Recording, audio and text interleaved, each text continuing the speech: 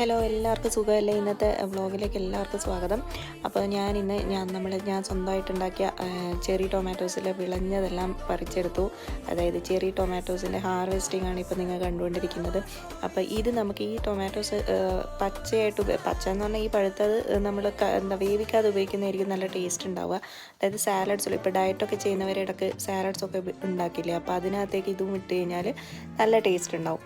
അപ്പോൾ നമുക്ക് ഇതിന് അത് കാണുമ്പോൾ ഒരു അഭിമാനമല്ലേ, നമ്മൾ സ്വന്തമായിട്ട് കൃഷി ചെയ്തുണ്ടാക്കിയ ടൊമാറ്റോസ്. പിന്നെ ഞാൻ ചെടീൻ്റെ ഇടയിലൊക്കെ ഒന്ന് നടക്കും. എന്താണെന്ന് വെച്ച് കഴിഞ്ഞാൽ രാവിലെ തന്നെ അതിൻ്റെ ഇടയിലൊക്കെ പോയി നോക്കുന്നതൊക്കെ ഒരു സന്തോഷമാണ്.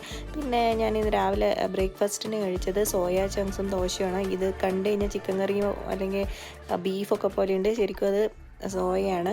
പിന്നെ ഉച്ചക്കത്തെ ലഞ്ച് എന്ന് പറയുന്നത് റവ ഇഡ്ഡലി ആയിരുന്നു. അത് ശരിക്കും ഡയറ്റ് ഫോളോ ചെയ്തിട്ട് കഴിച്ച ഒരു സാധനമാണ്. പക്ഷേ വൈകുന്നേരം ആയപ്പോൾ എനിക്ക് കൊതിമൂത്ത് ബജ്ജി ഉണ്ടാക്കി. അത് തീരെ ഡയറ്റിന്